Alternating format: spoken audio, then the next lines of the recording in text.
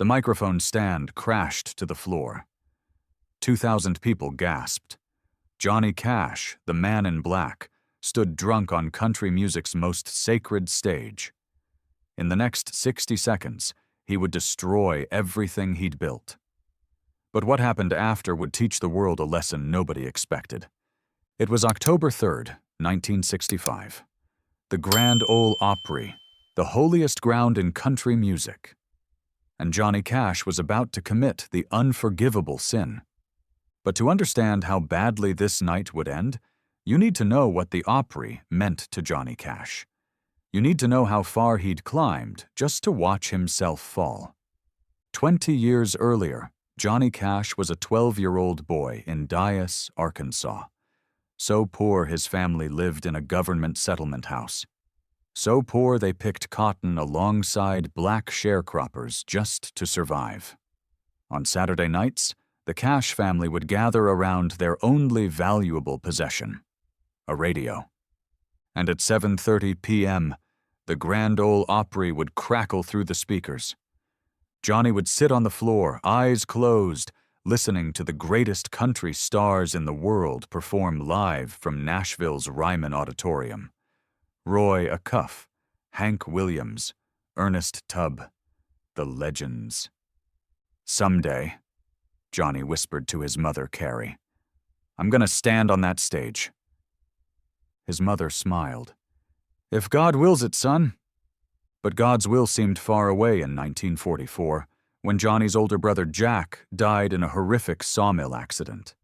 The brother everyone said would become a preacher, the good son, the one who deserved to live. Johnny survived. And he carried that guilt like a stone in his chest for the rest of his life. The Opry became his escape, his dream, his proof that maybe, just maybe, he deserved to exist. 13 years later, in 1957, Johnny Cash finally made it. His song, I Walk the Line, had become a massive hit. He was invited to perform on the Grand Ole Opry for the first time.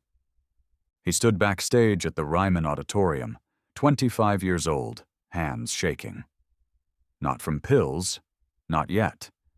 From pure terror and joy. You ready, son? The stage manager asked. Johnny couldn't speak. He just nodded. When he walked onto that stage, when he heard the applause of that sacred audience, when he looked out at the wooden pews filled with country music royalty, something inside him healed. The poor boy from Arkansas, the one who'd survived when his brother died, the one who never felt good enough. He was good enough now. Hello, I'm Johnny Cash, he said into the microphone. And the Opry embraced him. For the next 8 years, Johnny Cash became one of country music's biggest stars, hit after hit, concert after concert. The man in black was unstoppable. But success brought something Johnny didn't expect. Pressure, constant touring, 300 shows a year, planes, buses, hotels, no sleep, no rest, no escape. So he found escape in pills, amphetamines to stay awake, barbiturates to sleep, then more amphetamines to wake up again. The cycle spun faster and faster until Johnny Cash wasn't a man anymore. He was a ghost wearing black clothes, held together by nothing but chemicals and willpower. His wife Vivian begged him to stop. His friends warned him. His mother prayed for him. Johnny kept taking pills. By 1965, he was performing shows he couldn't remember, missing concerts entirely, getting arrested for drug possession. His marriage was collapsing. His body was destroying itself. He'd lost 40 pounds. His face looked skeletal. His hands shook constantly. But he was still Johnny Cash, still a star, still convinced he was invincible. Pride. That's what it was. Pure, destructive pride. I can handle it, he told everyone who tried to help. I'm fine. He wasn't fine. October 3rd, 1965, the day everything ended. Johnny was scheduled to perform at the Grand Ole Opry that Saturday night. He'd performed there dozens of times before. This should have been routine. Easy. But Johnny had been awake for 3 days straight, amphetamines racing through his system. His mind was fractured, his thoughts scattered. He'd taken so many pills, he'd lost track of what he'd swallowed. June Carter found him backstage 2 hours before showtime. "Johnny, you can't go on like this," she said, her voice breaking. "Look at yourself." He looked in the mirror. Saw a stranger, hollow eyes, sunken cheeks, the shell of the man he used to be. "I'm fine," he slurred. "It's just the Opry. I've done this 100 times." "Please," June begged, "cancel the show, go home, get help." But Johnny's pride wouldn't let him. The Opry was his sacred ground, his proof that he mattered. He couldn't show weakness there. Not there. "I said I'm fine." June looked at him for a long moment. Then she walked away. 9 p.m., showtime. Johnny stood in the wings, waiting for his introduction. The pills were hitting hard now. The room was spinning. Sounds were too loud, lights too bright. He could barely stand. "Ladies and gentlemen, please welcome to the Grand Ole Opry stage, Johnny Cash." The applause roared. 2,000 people. Country music royalty in the audience. This was his moment to prove he was still the man in black. Still a star. Still in control. Johnny walked onto the stage. And immediately everyone knew something was wrong. He stumbled, caught himself on the microphone stand. His eyes were unfocused, his movements jerky and uncoordinated. The audience fell silent. That terrible, suffocating silence that means everyone is watching you fail. Johnny grabbed the microphone, tried to speak. The words came out slurred. "Hello, I'm Johnny Cash?" It should have been powerful, iconic. Instead, it was pathetic. He started to sing, or tried to. The words wouldn't come. He forgot the lyrics to his own song. The band kept playing, waiting for him to find his place. He never did. Someone in the audience whispered loud enough for the microphones to pick up. "He's drunk." Johnny heard it. The shame hit him like a physical blow. And instead of stopping, instead of apologizing, instead of walking off with whatever dignity he had left, his pride took over. He got angry. "I can do whatever I want," Johnny slurred into the microphone. "I'm Johnny Cash." Then he did something unforgivable. He grabbed the microphone stand and yanked it from its base. The cord ripped from the amplifier with a screaming feedback sound that made 2,000 people wince. He raised the stand over his head. "Johnny, don't!" someone shouted from backstage. But pride doesn't listen. Pride only destroys. Johnny brought the microphone stand down on the stage floor with all his strength. Once, twice, 3 times. The wood splintered. The metal bent. Then he turned to the footlights, the sacred footlights that had illuminated country music legends for decades, and he started kicking them, shattering them one by one. Glass exploded across the stage. The audience sat in shocked silence. Nobody moved. Nobody breathed. They were watching Johnny Cash destroy the most sacred stage in country music. They were watching him destroy himself. Security guards rushed the stage, grabbed Johnny's arms. He tried to fight them off, but he was too weak, too broken. They dragged him off stage, his boots scraping across the floor, leaving a trail through the broken glass. Behind the curtain, June Carter was crying. The Opry manager, a man who'd worked there for 30 years, looked at Johnny with something worse than anger. Disappointment. "You're done," the manager said quietly. "You're banned from the Grand Ole Opry. For life." Those words sobered Johnny faster than anything could. Banned. From the Opry. The dream that had kept him alive as a poor boy in Arkansas. The stage that had validated his existence. The proof that he mattered. Gone. Because of his pride. Because he couldn't admit he needed help. "Please," Johnny whispered. "I'll apologize. I'll pay for the damages, please." "Get out," the manager said. "Now."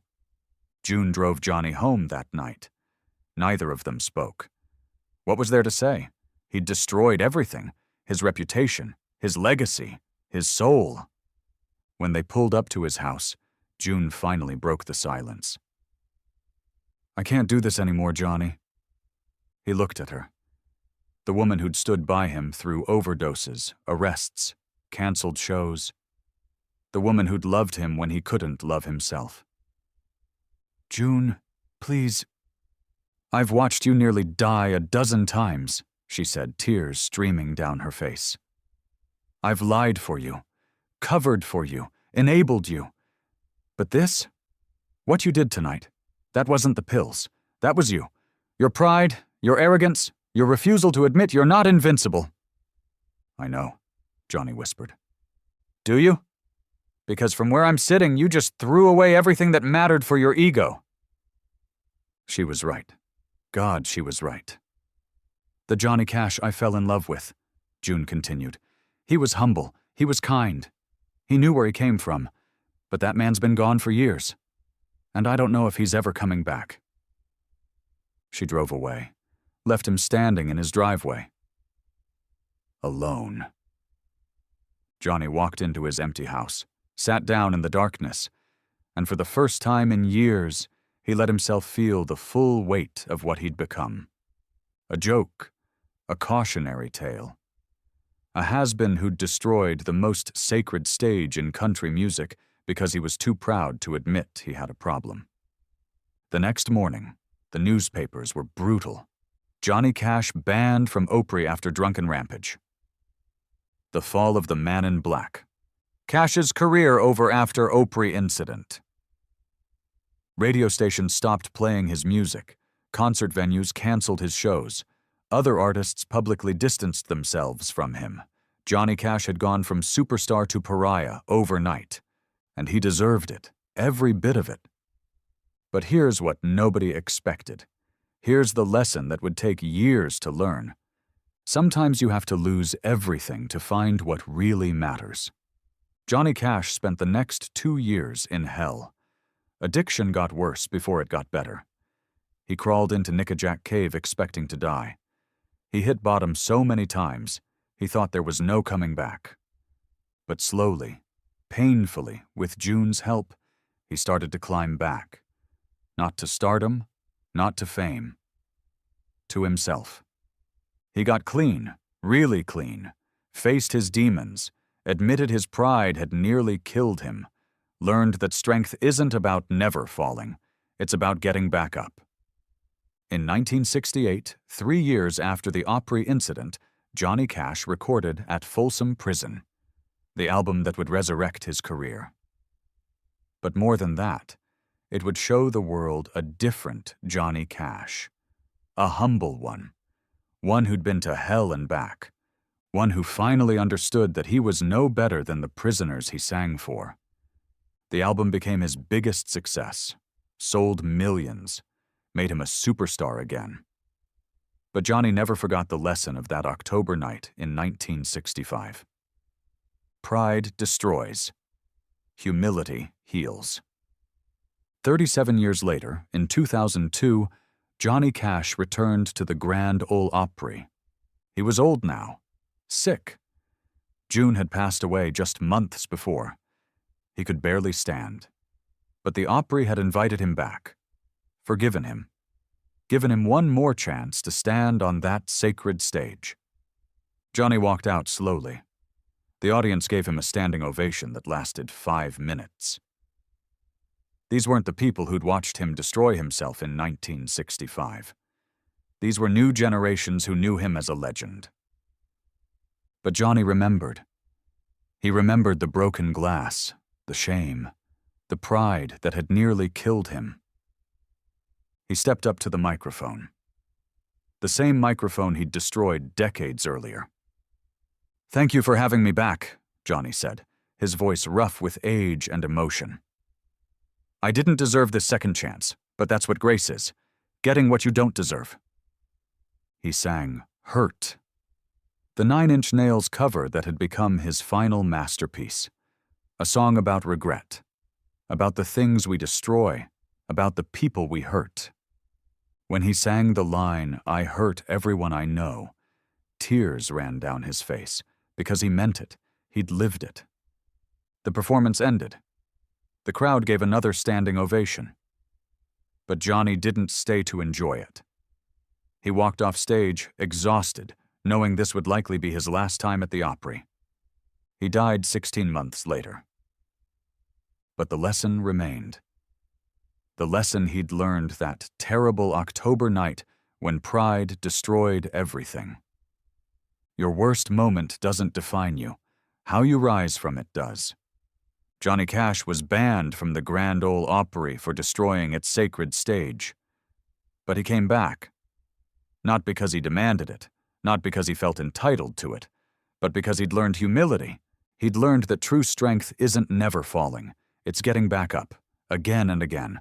No matter how many times you fall, that's the legacy, not the hits, not the fame, the simple truth that nobody is beyond redemption, that pride will destroy you, but humility can save you, that even when you've lost everything, even when you've burned every bridge and shattered every dream, there's still a way back. You just have to be humble enough to take it. Johnny Cash learned that lesson the hard way. On October 3rd, 1965. The night he destroyed everything. And spent the rest of his life proving that falling isn't the end. It's just the beginning of the climb back up.